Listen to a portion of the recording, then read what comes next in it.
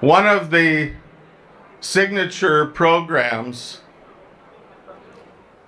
that Envision Greater Green Bay does is our Strategic Foresight Training Program. And we partner with futurist Gary Golden, who is a colleague of John Smart's, both from the University of Houston program. And to date, we have trained over 160 community leaders. Many of you are here today from 75 different community organizations, from business, nonprofit, education, and government. And what we're trying to do is to get this concept and this tool of strategic foresight embedded into organizations so that you all can use foresight to advance your particular organization. And we're fortunate this morning to have two of the graduates from this training program who also happen to be two members of Envision Board of Directors. I'm going to introduce both of them. They're going to each give a presentation. And following the presentation, we'll ask John Smart to come to the stage as well, and we'll have a short time for questions and answers. Our first speaker is John Werner. John is the Senior Vice President and Chief Strategy Officer for Schreiber Foods, and he's a member of our board, as I mentioned. John is a biochemistry graduate of the University of Wisconsin and received his supply chain professional certification in 2016. John attended Envision Strategic Foresight Workshop facilitated by Gary Golden. He's been a contributor to our newsletters and publicly presented to our board of directors. In the community, John is a member of the Make-A-Wish Wisconsin Gourmet Wishes Leadership Committee. John and his wife, Lori, have 3 children. Gratzia Villarroel is an associate professor of political science and international studies at St. Norbert College. She directs the International Studies program.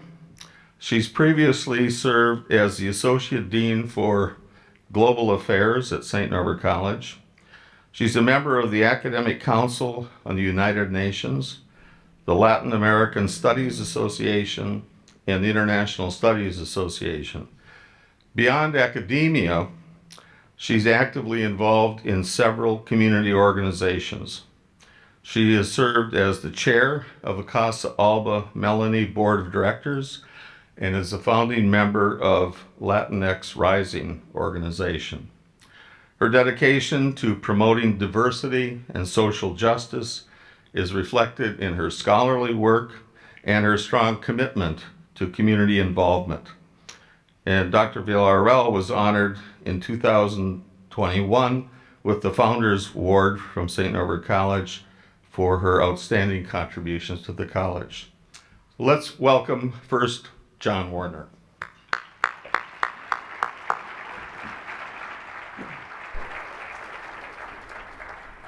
Thank you, Dave. Good morning. So I'm honored to be here. I'm not going to tell you about what I think the future is going to be, because candidly, we're kind of figuring that out. But what I do want to tell you is kind of around our journey, the actions that we've accelerated over the last 3 or 4 years, and how we are trying to take what we're learning in strategic foresight, Gary Golden, and trying to use that as a complement to what we already have going on. So thanks for this opportunity. So I'm not going to read through this slide, but this is just who Schreiber Foods is. We're a food manufacturing company, and we've been doing it for about 80 years. If I would specifically, we are a customer brand food manufacturing company. And what that means is retail brands, largest retail brands in the US, in Europe, in the yogurt category, we do a lot of the national brands in the US. We do a lot of the quick service restaurant brands in the world. And that ecosystem and that environment of customer brand has changed. So we've been doing this for about 80 years. And if I could describe in one word what the first 70 look like for that customer brand, I would use the word followership. So the national brands would lead, they would educate, and the private brands, the store brands, would wait for that leadership, and we would follow. And we became excellent at execution.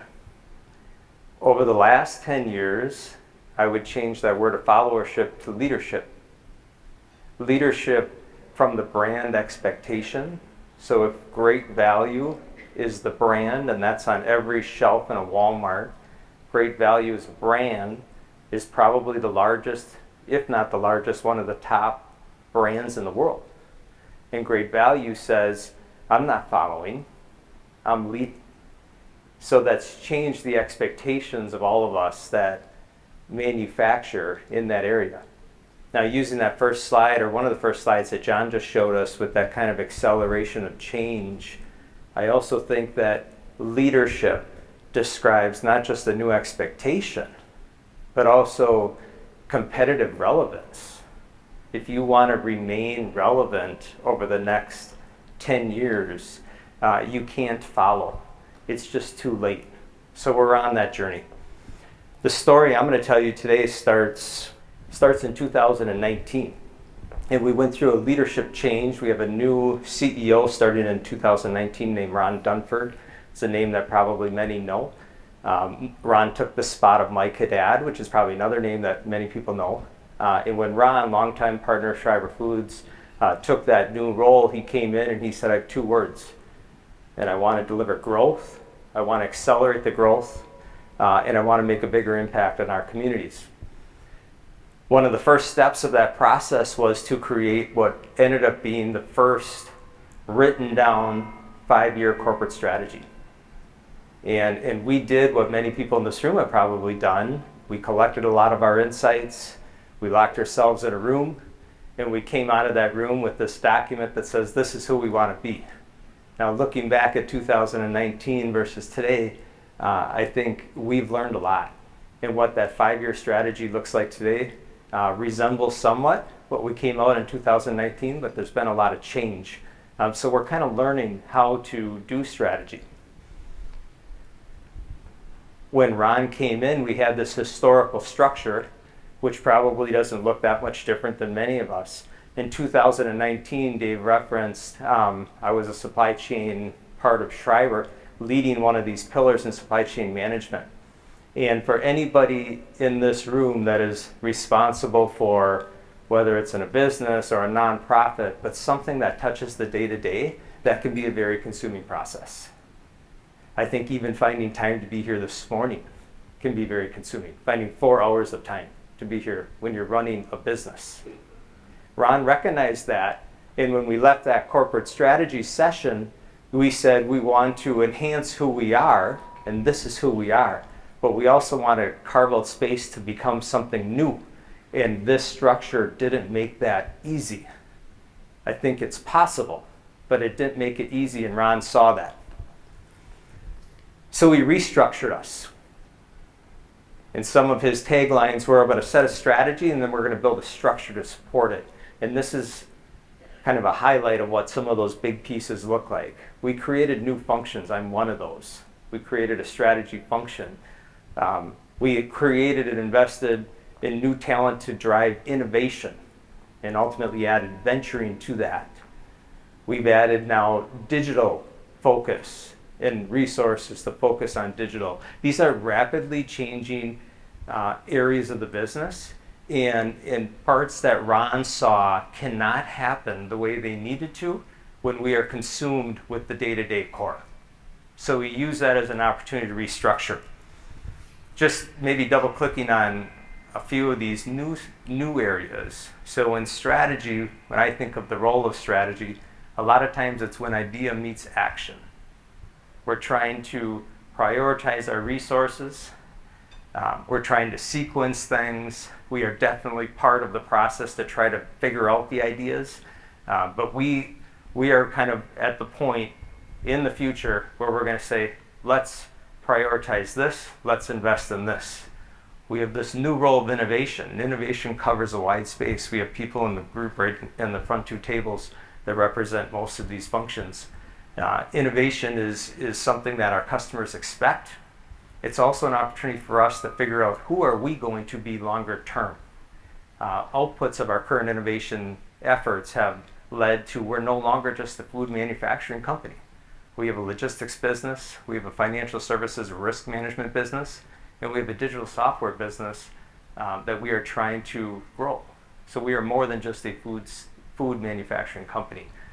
Venturing, I'll just hit on venturing a little bit. That came up in one of the slides. When you think of venturing in your venture capital, probably think Shark Tank. Rich people putting money into startup companies, hoping they hit.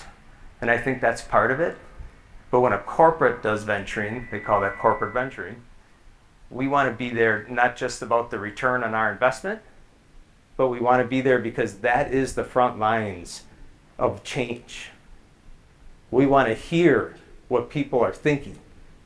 And yes, there's a cost to doing that, and investment's part of that cost, but we want to hear what's going on in the areas that are interesting to us so that we can employ some of that, maybe be the first adopters of some of that. And the strategic learning that happens on the venturing front is more than just measured in dollars.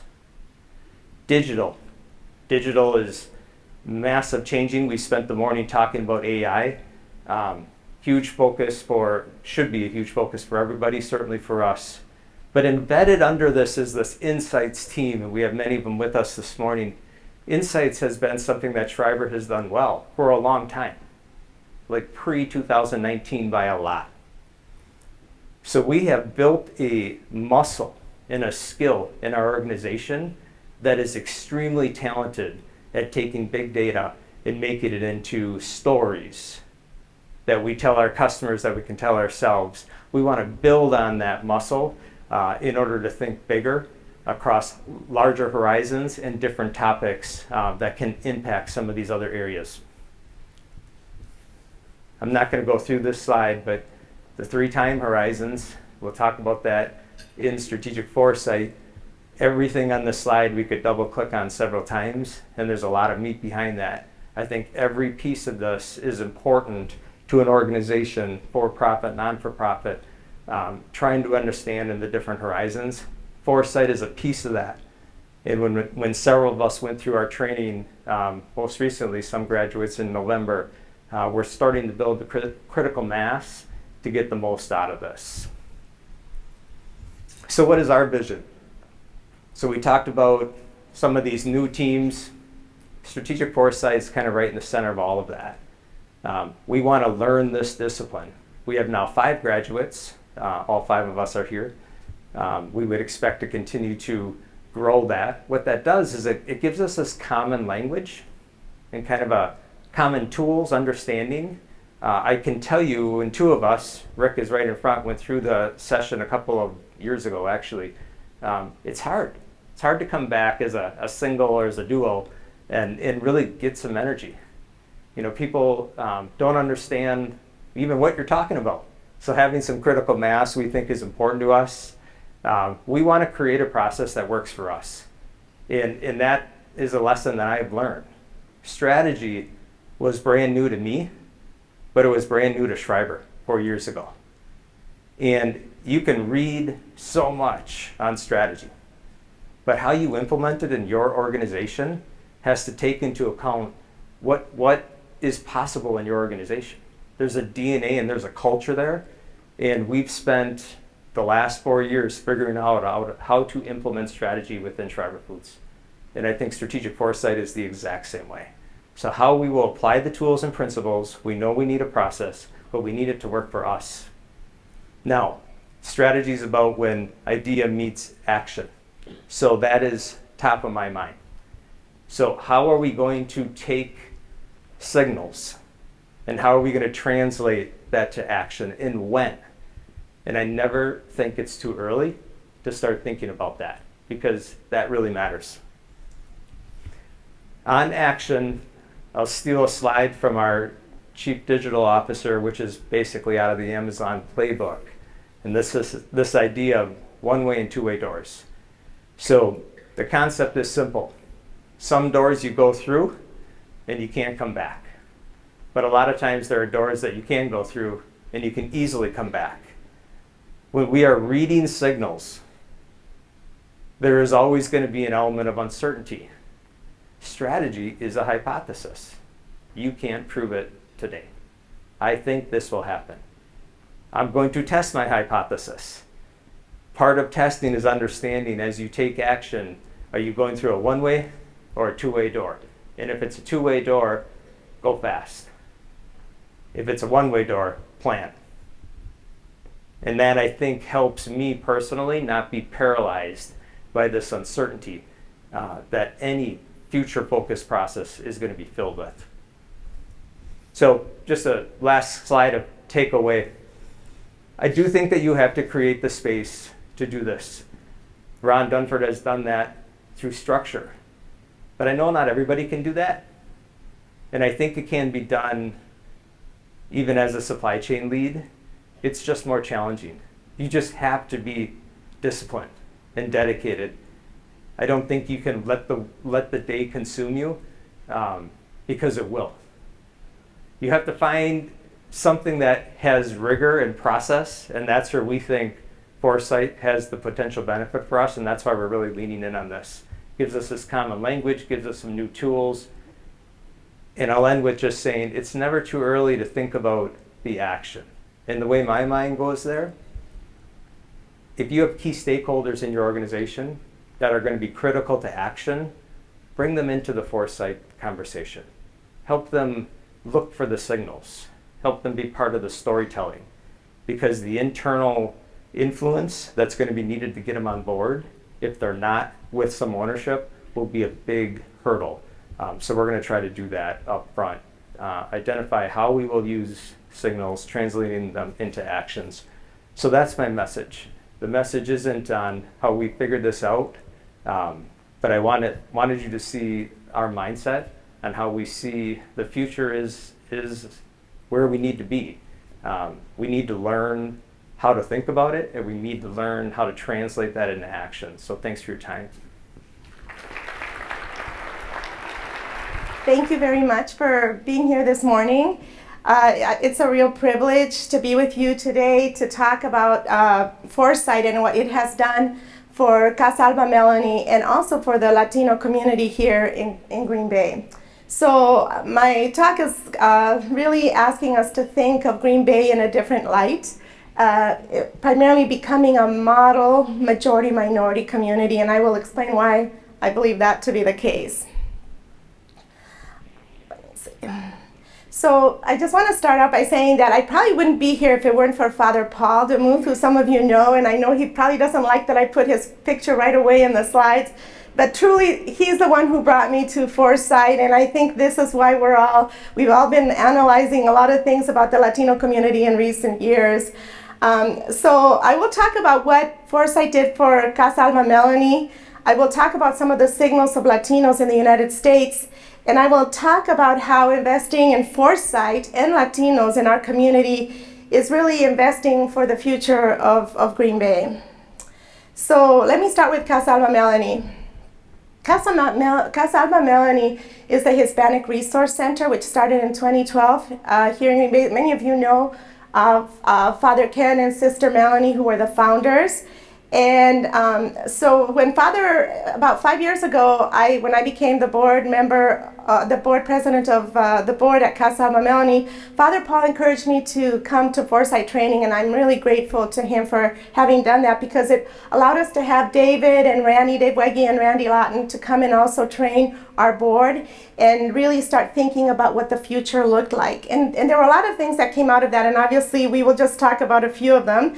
But we obviously talked about programs, staffing, and fundraising, and how we could walk towards that transformational future. We talked a lot about the emerging Latino leadership in Green Bay. We spoke about increasing programs that serve the second and third generation Latinos, and that Casa Alba Melanie would become a hub for the new Latino nonprofits that would surely emerge in the next few years. And then we also tried to identify mega trends and how they would impact the Latino community. So I have to say that it's been amazing because I'm no longer on the board, but we have a whole new we have a whole new leadership right now in Casa Alba Melanie. We're very, very excited because some of you know the two leaders. Jose Villa, who is here today, is the president of Casa Alba Melanie. He's right there, Jose. And Amanda Garcia, who's also here today, is the executive director.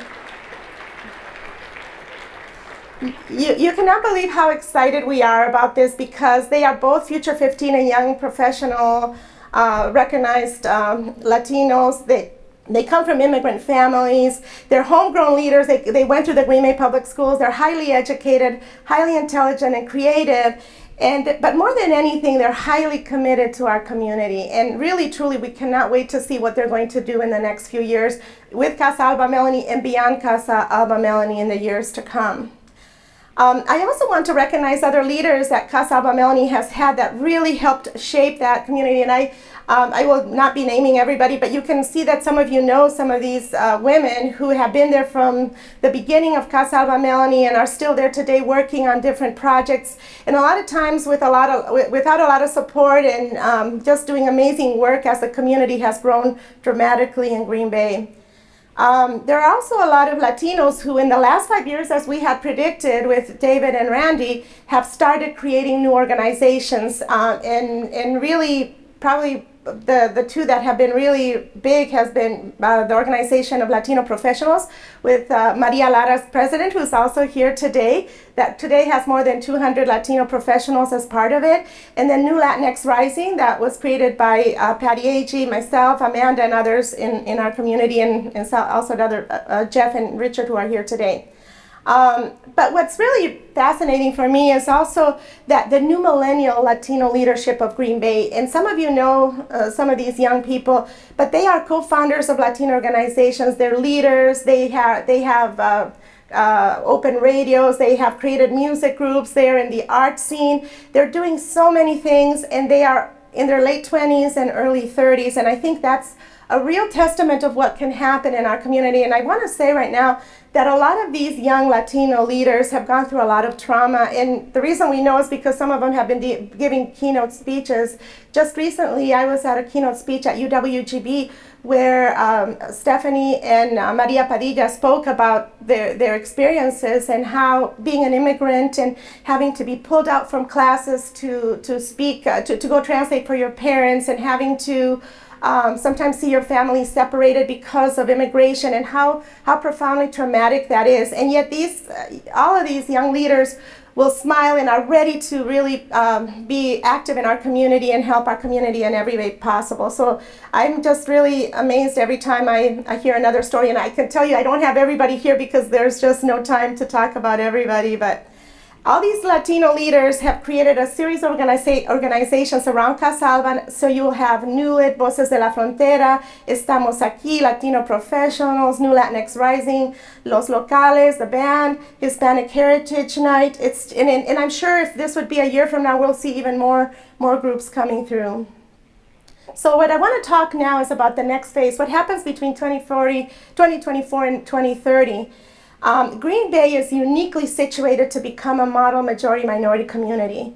But we have to understand the signals and the drivers that motivate the Latino population in order to be able to maximize our opportunity as a Green Bay community to move forward. So I'm going to talk about three signals in three areas: demographic, economic, and political. There are a lot more, but I will focus on those for this. So first of all, Latinos are growing in numbers, and they are a younger demographic. So if you look at the Hispanic population and projections into 2060, They are going to be about 28% of the US population. So whatever we do with the Latino population is going to impact the United States. I'm an international relations professor, so I know that you cannot have such a large segment of the population, for example, not educated and hope to continue to be the superpower of the world. You have to be dealing with this population, and that is where we stand today. One of the things about this population is that they are very young. Latinos, 61% of Latinos are 35 years or younger. The median age for Latinos in the US is 30 years old. The median age for the white population is 44 years old. So it's a real advantage in the sense that it's a very youthful population, but especially it's important because of declining fertility rate in the United States and throughout the world. We are starting to hear a lot about this and the impact it has in communities.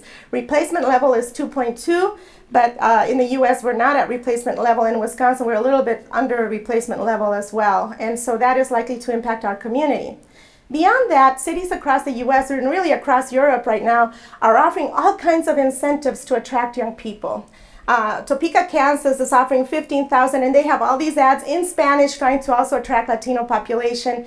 And I can only imagine that in the years to come, we're going to start seeing more communities trying to attract a younger population because everybody will be feeling the impact of the fertility decline.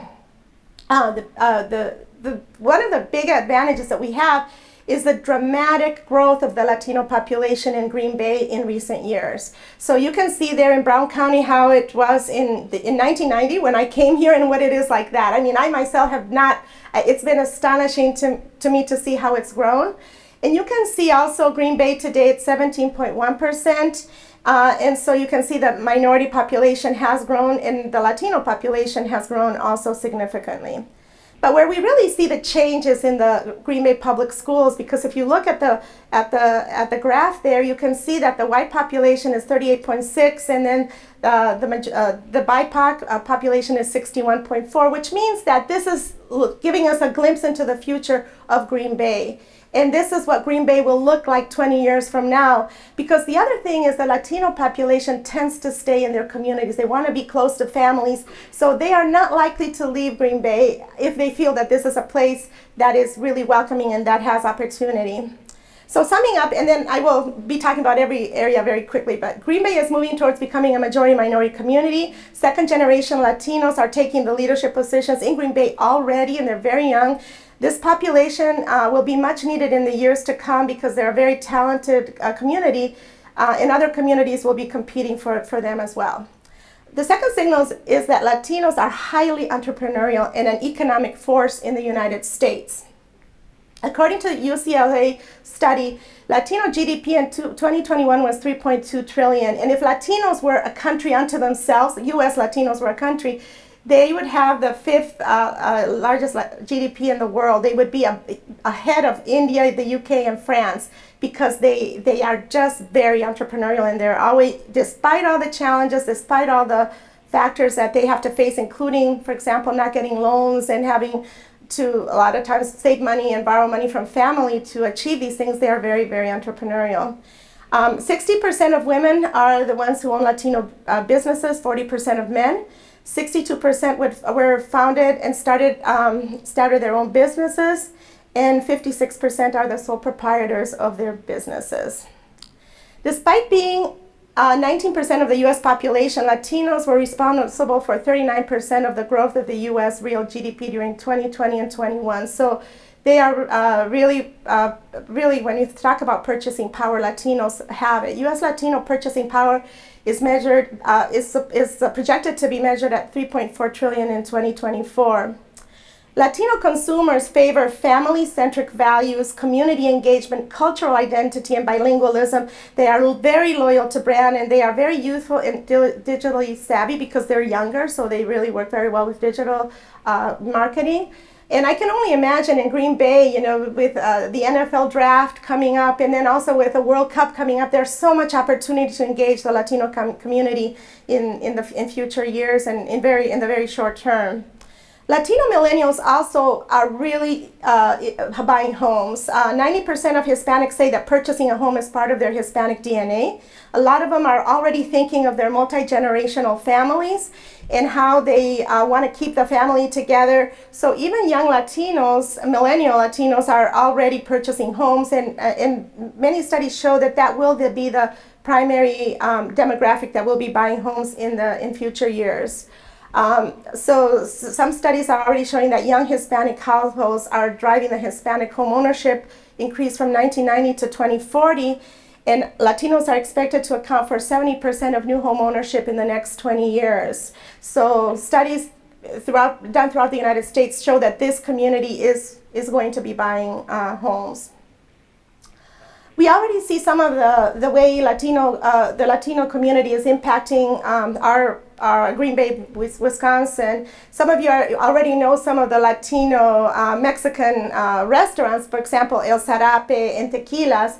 But what probably we don't know is that Latinos are buying a lot of other restaurants that are not Mexican food. And for example, Latinos own now the Maldonado family just bought Riverside Ballroom.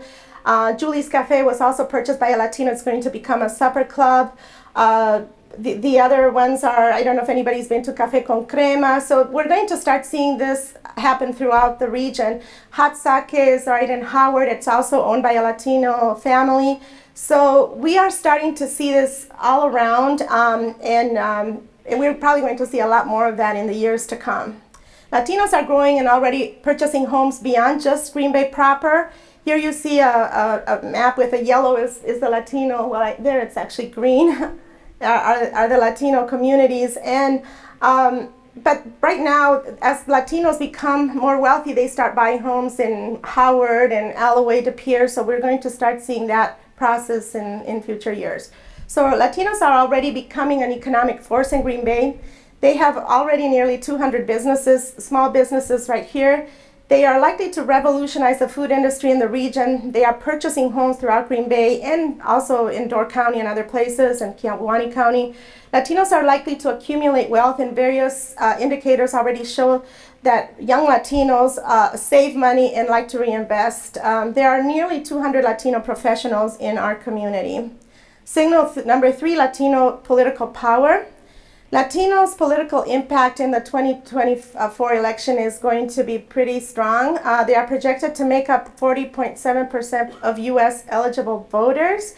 And if you see the breakdown, the demographic breakdown, because they're younger, they're going to also have that impact. And they're also, as we will see in a moment, also more highly educated than they were in the past. The political influence is going to be probably significant. Just in Wisconsin, there are 67, almost 68,000 registered Latino voters who are, Latino voters who are eligible, Latinos who are eligible to vote. And that is a significant number, especially in a swing state. In Wisconsin, as many of you know, President Biden went by only 20,000 plus votes. So the role that Latinos can have in a swing state is probably really, really important, especially in Green Bay, because Green Bay has such a large segment of the Latino population. Summing up, economic growth is likely to include political influence. Latinos are also becoming more educated, and that's going to impact the political turnout. In a swing state, their vote is going to have a bigger impact. Latinos in education. Latino educational attainment has increased throughout the country. So 1 in 5 students are already in post-secondary institutions. And if you look at the trends, you also see that 20% of applications are going to be coming from the Latino community. So this is kind of just emphasizing that they go to different institutions. And in Green Bay, the University of Wisconsin Green Bay is trying to already create a Hispanic serving institution, but it's a very difficult task. As you can see, this is showing the graduation rates in 2021, but there is no doubt that the Green Bay Public Schools, in partnership with the University of Wisconsin Green Bay, are doing an amazing job of trying to really build a bridge between high school and Green Bay, but there are a lot of challenges. So Latinos have increased their high school graduation rates. 1 in 5 college students is now Latino. In the next decade, over 20% of all college applications will come from Latinos. But there's still a big gap in terms of Latino finishing with an actual degree. So overall, what does this mean for our community? And this is what I want to talk about, is that it just very briefly is, what does it mean? Do we want to retain this community? Do we not? Because there's going to be a lot of communities that will want to have the Latino population go there. Right now we see that it's a growing population. It's growing in median age. It's also it's growing in terms of its level of education, and it's very entrepreneurial. So we want to keep, if we decide we want to keep the Latino population in Green Bay, what are some of the things that really would make a difference? Latinos are very interested in immigration, of course, because in many instances their families have been separated because of how immigration has been handled. A lot of Latinos are really concerned about healthcare and insurance especially. As we've heard, housing is a crucial aspect of the Latino community, and really the idea of making housing more affordable is really important. With the advent of AI, a lot of Latinos are insecure about their jobs because a lot of Latinos do work in jobs that will be probably be automated and be replaced by AI. And also Latinos often, like I mentioned earlier, borrow from families. So to have access to loans in order to really fuel that, really fuel that entrepreneurial spirit is really important to them. So one of the things that my dad was a chemical engineer. I'm originally from Bolivia, and he worked for the Bolivian oil company, and he built pipelines. And I remember as an engineer, he would always say the best way from A to B is a straight line, and he would always be looking for the straight lines for the gas pipelines.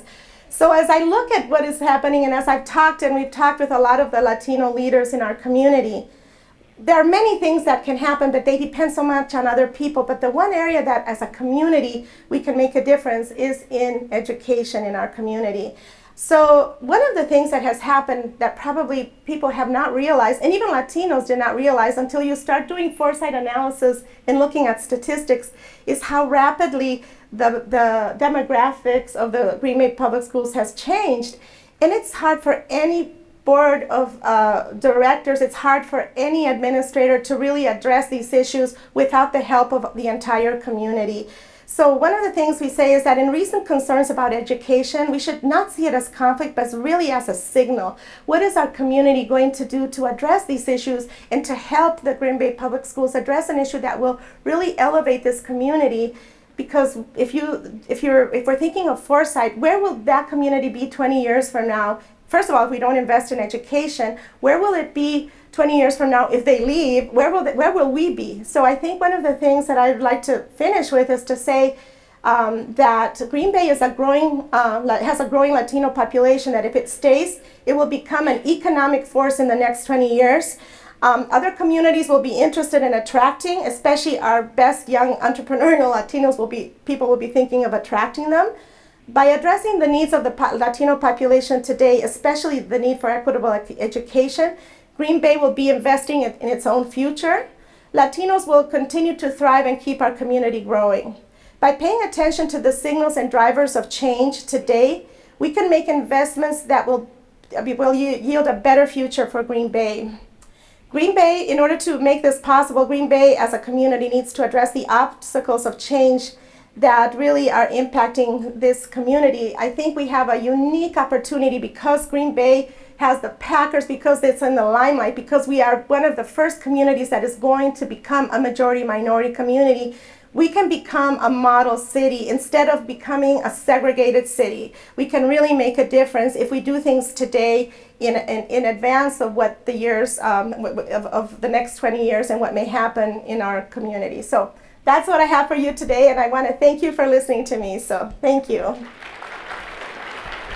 Thank you, Gratzia and John, for wonderful presentations to get a little glimpse at how strategic foresight has impacted and is impacting Schreiber Foods, but also the Hispanic community. So at this point, we're actually just about behind schedule. So we do have an opportunity to have a brief question and answer period here with our three speakers.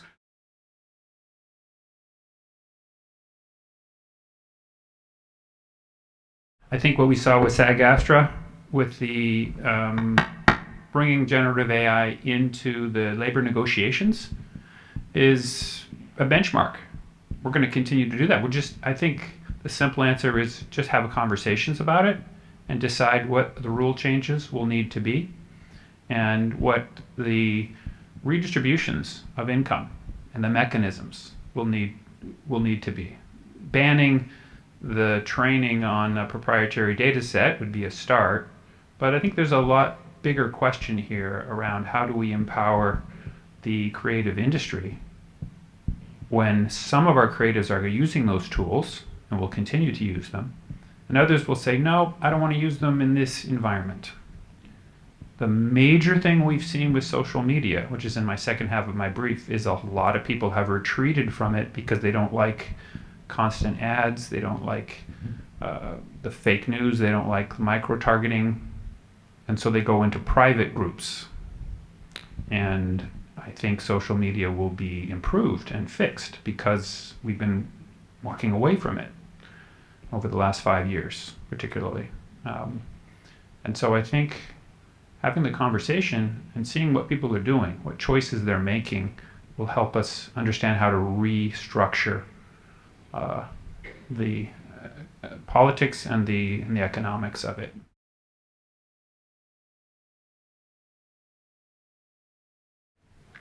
No.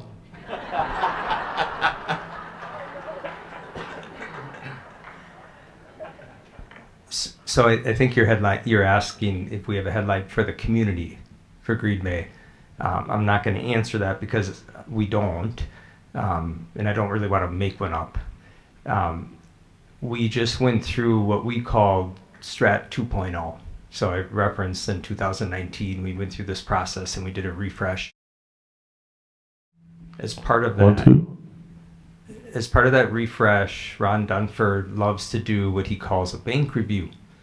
And the bank review is writing the review to our bankers, which is an annual process, in the year 10 years forward, so 2035. So each of us in September read the Schreiber Bank Review to the rest of our executive leadership team on what we wanted the headline to be for Schreiber Foods. We actually took all of that and we put it all into a generative AI, a private domain, generative AI, and we got a collective bank review for Schreiber Foods. Anything I would tell you out of that review would be nothing to this group. It hits on areas of the world that we want to be, hits on financial targets, it hits on community impact that we want to be. So that doesn't directly answer your question, but we do use this idea of headlines to help us just think bigger. And I think that's the message that we're trying to get across to this group today, is use the opportunity today to think your own headline, and this one obviously specific to the community.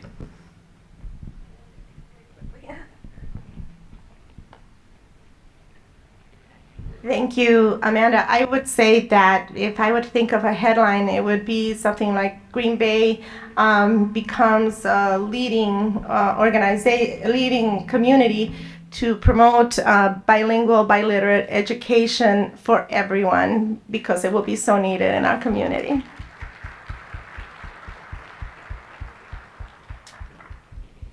All right. Oh, did you? If you remember my purple triangle at the beginning, that's a 20-year view, in my opinion. I would love to see a headline in 15 years from now where everyone inside of that triangle thinks of themselves as kind of the center of the knowledge work, the greater metro area. That entire triangle sees itself as a vital, one of the vital places for knowledge work and for the future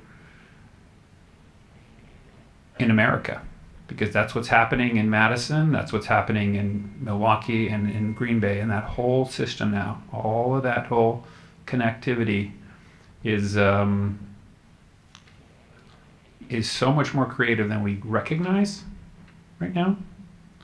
And high-speed rail now exists in America in 2 places. Those places are all going to be connected up. We're going to know when that's going to happen. in in the next 10 years, where it's going to happen here, and we're all going to start to see ourselves as one community. So that would be my headline.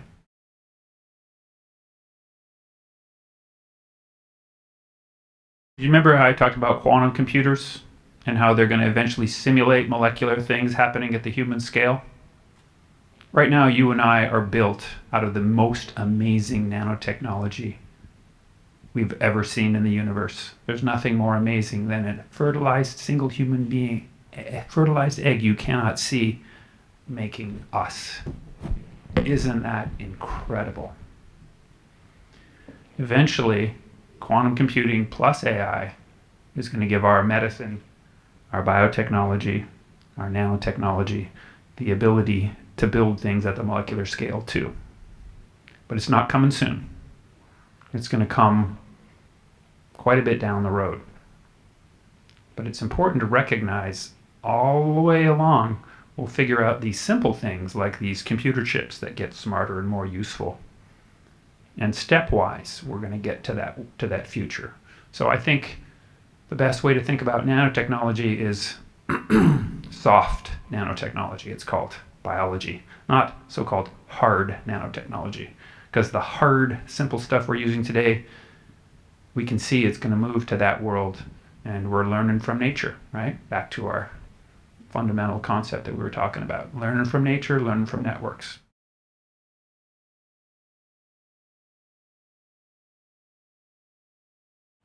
The best example of generative AI use that I've seen today is by a company called Khan Academy. Has anyone heard of them? Largest number of web videos, right, for education. Guess how they're using it?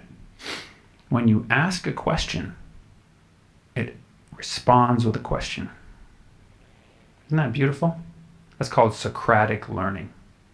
The question it responds with gives you a hint of the answer. It makes you think about what the answer might be. It makes you create an answer.